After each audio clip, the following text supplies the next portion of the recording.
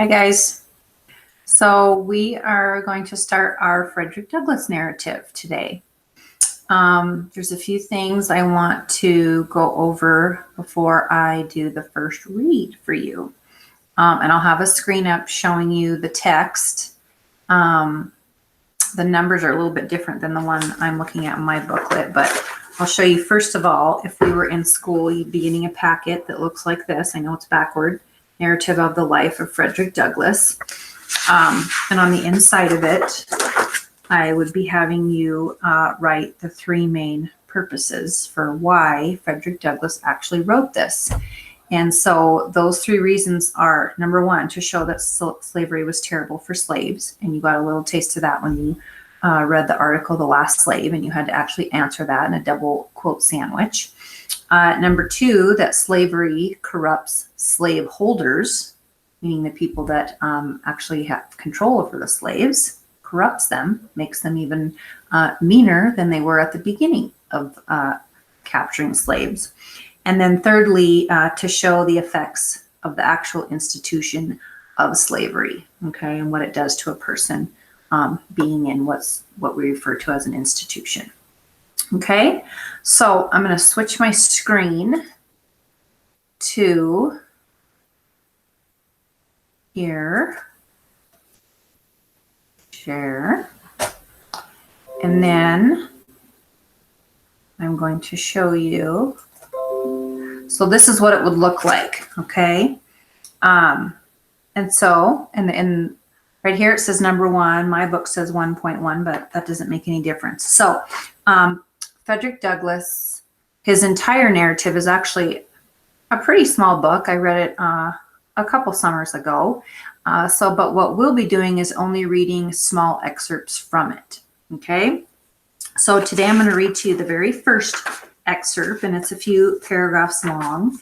And the thing that you need to be thinking about is, as you can see, we'll scroll through and it's kind of like this. And so there's the second read, which means when you read it by yourself again, you'll answer these questions. Then when you read it a third time, you will answer these, okay? And obviously it's up to you, how you want to do that. Some of you really might only need to read it twice, even though Engage New York wants you to read it 3 times. And so you should be able to answer it right on your document. But so you see, it's really only these small parts. I'm not really sure why they set it up this way, but they did. And so each excerpt ends, I'll show you the end of it, ends like this. So here's the last page of it for excerpt 1. Okay, see right here, excerpt 1. And then here, and you will get this question every single time. Okay, the purpose of this whole excerpt. How does this excerpt support the 2 positions Douglass held about slavery that are listed below? And these are 2 of the ones I read to you. Why slavery is terrible for slaves and how slavery corrupts slaveholders. So now, of course, we want you to find evidence from the text, and that means put something in quotes to support that, okay? And later on, you're going to need that if we want you to write a quote sandwich. Okay, so for now, you're simply going to answer it and you're going to find evidence from the text to support that. Okay, so let's go back up here and we will start reading it. And whoops, went too far. I probably should read this really quick to you just about Frederick Douglass, especially if you didn't end up finishing the documentary on him. So obviously he was born a slave. Learned to read and write. He escaped from slavery when he was about 20 years old and got involved, of course, in the abolition movement to abolish slavery. He lived in New York and then Washington, D.C. This was later in his life. He wanted equal rights for African Americans and women. And during the Civil War, he advocated ending slavery and for African Americans to have the right to fight in the Union Army. And then he had some other important government jobs after the Civil War was over. So let me get back here to, I really went too far. This is actually a test that you guys would be taking if we were in school. I know you're super sad to be missing that. A test before we even started reading this, you would have had to do. Holy smokes, I did go too far. I need to go to page 192. How did I get up there?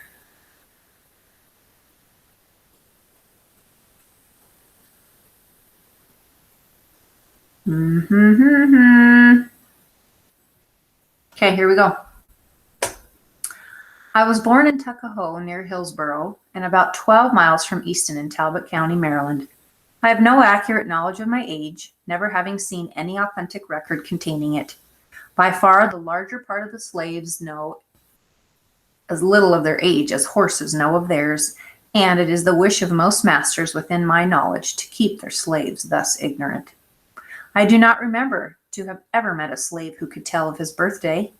They seldom come nearer to it than planting time, harvest time, cherry time, springtime, or fall time.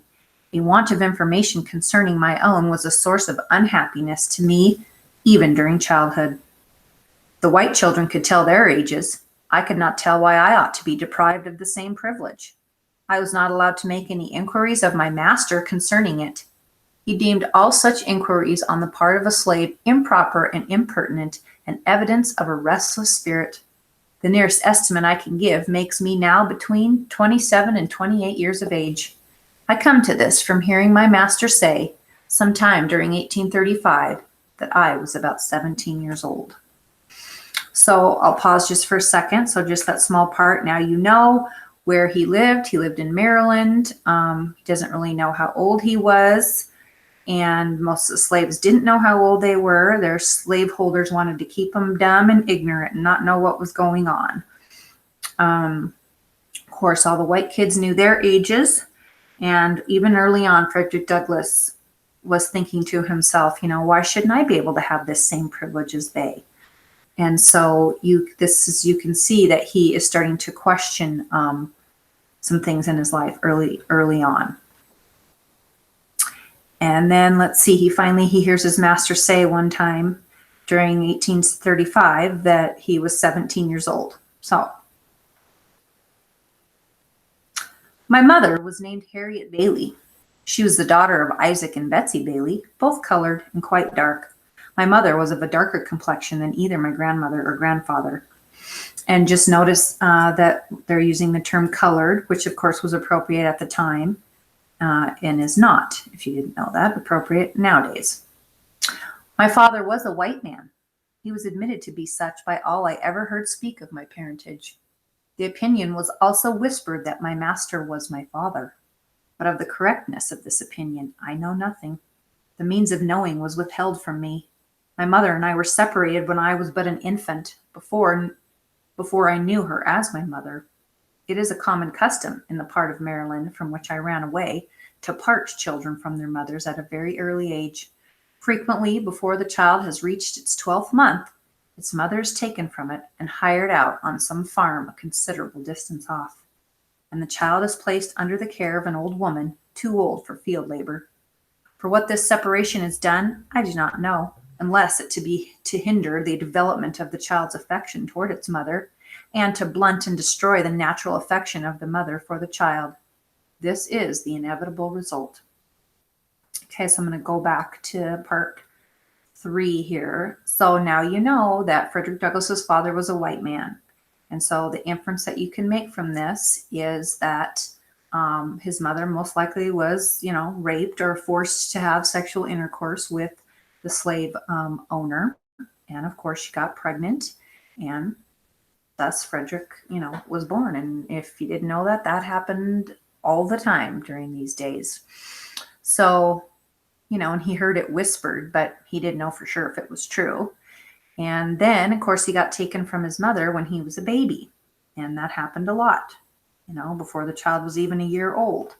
And the reason for that was so that the mother could go right back to work. And so they'd send the baby to, be taken care of some old woman who couldn't work in the fields anymore. So she would just take care of the babies. And he says here, again, questioning things, why was this done? Was it so that, a child and the mother could not be affectionate towards each other, destroy that loving relationship? And of course that happened. Okay. All right, next part.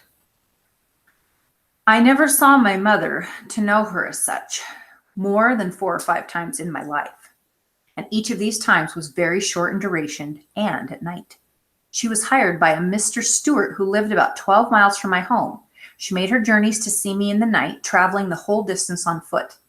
After the performance of her day's work, she was a field hand, and a whipping is the penalty of not being in the field at sunrise, unless a slave has special permission from his or her master to the contrary. A permission which they seldom get, and one that gives to him that gives it the proud name of being a kind master.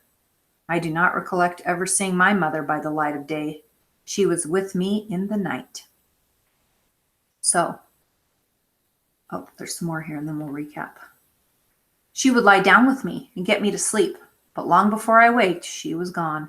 Very little communication ever took place between us. Death soon ended what little we could have while she lived, and with it her hardships and suffering. She died when I was about 7 years old on one of my master's farms near Lee's Mill. I was not allowed to be present during her illness, at her death, or burial. She was gone long before I knew anything about it. Never having enjoyed, to any considerable extent, her soothing presence, her tender and watchful care, I received the tidings of her death with much the same emotions I should have probably felt at the death of a stranger. Okay, so let's recap here. He did get to see his mother, he says, about 4 or 5 times in his life, but it was always at night. She was working all day. She lived 12 miles from where he was, so she'd walk all that way to see him at night. And she had to be careful. She'd get whipped if she didn't have permission from the master to do that. And she'd lie with him, when he was going to sleep. But she died when Frederick was 7 years old on one of his master's farms. So the masters, of course, could own many farms, right? But he, of course, wasn't allowed to be there when she was sick or, even when she died. And then when they had a burial for her. And he says at the end, I received tidings of her death, knowledge of her death. And he had about the same emotions as he would if he had heard about a stranger dying, so that tells you that, they didn't really know each other very well and have a close, loving relationship. All right. Part 5 here. Called thus suddenly away, she, my mother, left me without the slightest intimation of who my father was. The whisper that my master was my father may or may not be true, and, true or false, it is of but little consequence to my purpose, whilst the fact remains in all its glaring odiousness that slaveholders have ordained and by law established that the children of slave women shall in all cases follow the condition of their mothers, and this is done too obviously to administer to their own lusts and make a gratification of their wicked desires profitable as well as pleasurable. For by this cunning arrangement, the slaveholder, in cases not a few, sustains to his slaves the double relation of master and father. So let's talk about this last part here. I'm going to look at my notes called Suddenly Away. Hi, Zane. So let's see. Little consequence to my purpose, whilst the fact remains in all its glaring odiousness that slaveholders have ordained and by law established that the children of slave women shall in all cases follow the condition of their mothers. Okay, and so we'll come back to this, but he's referring to, the relationship between the slave holders and women, okay, and then having children with them. So, odiousness is hateful, okay?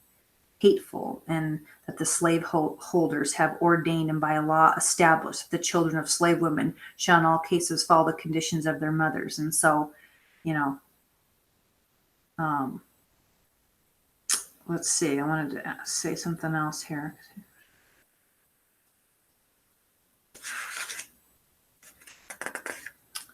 I guess we'll come back to this one. Hatefulness, condition, in this case, it's the situation or position, right?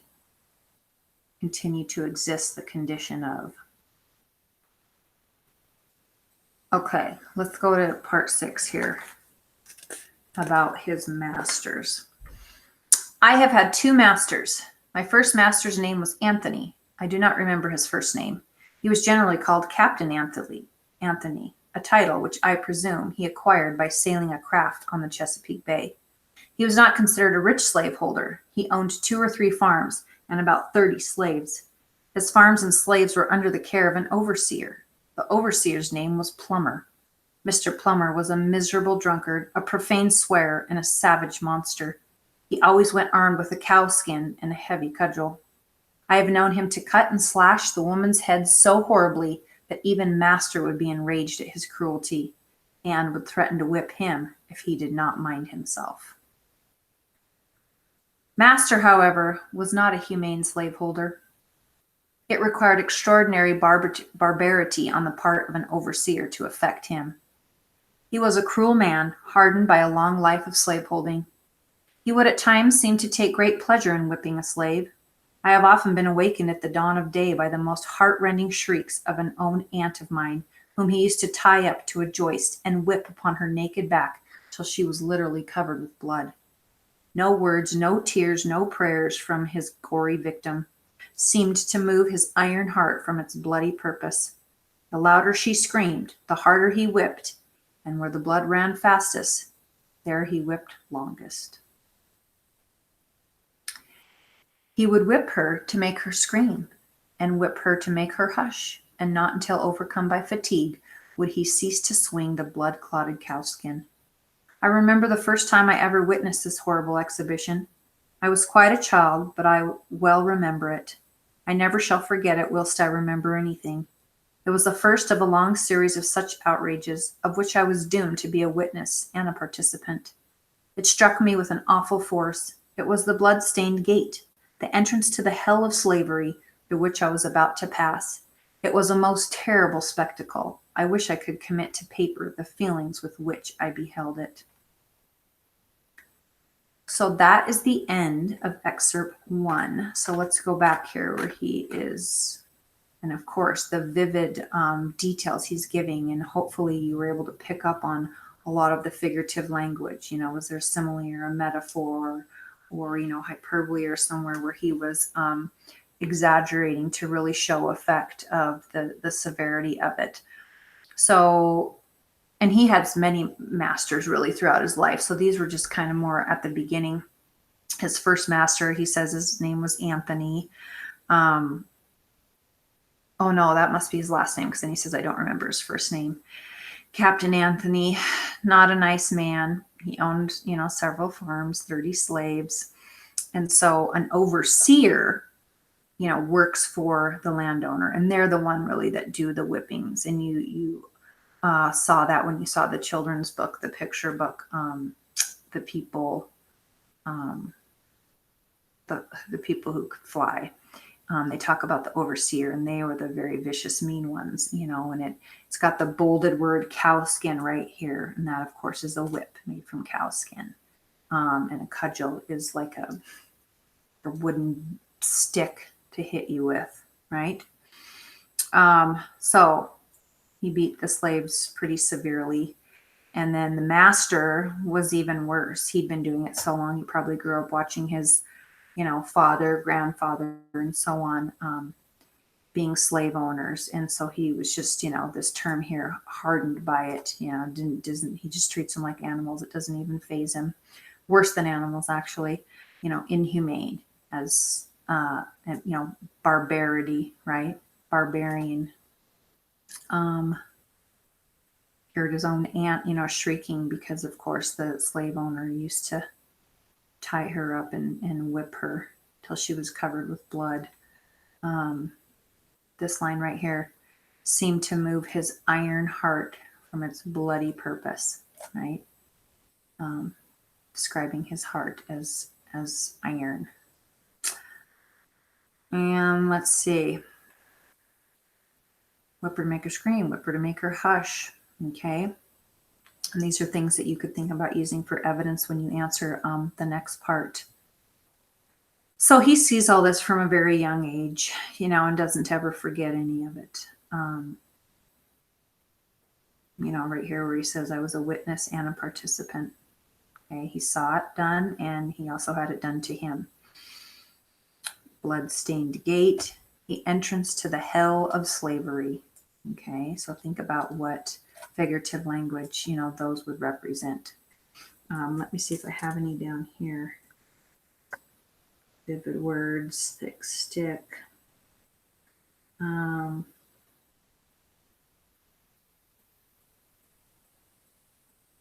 Yeah, you'll answer a lot of things that I kind of went back over when you get to your questions here, your second and third read. So, now you guys have to go back to the beginning and, do the second and the third read things, both sides.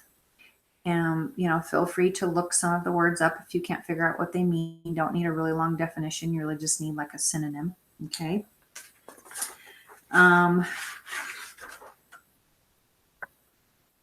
Blood clotted cow skin. Why did I write that? Just for you to think about, the imagery there. Blood clotted cow skin, wherever that was. Okay, so you got to answer these two questions completely. Okay, slavery is terrible for slaves. Give me a statement why and put some evidence in there to show that. Slavery corrupts slaveholders. Answer that and give a piece of evidence. That's it. Doesn't need to be quote sandwich. And then have all of the second read questions and the third ones done. And all of that is due at the end of the week, just for excerpt 1. Okay. Let me come back to my screen here. Stop presenting. Okay. So hopefully that all made sense. And then, next week we'll continue on with the second excerpt. And, one of the things that you just want to make sure is that if something is really upsetting to you, or you feel like you want to talk to me about it because it is so vivid and gory and horrible, then you need to do that, right? Because something powerful like that makes you feel a certain way. Okay. So we'll continue next week. Let me know if you have questions, and good luck.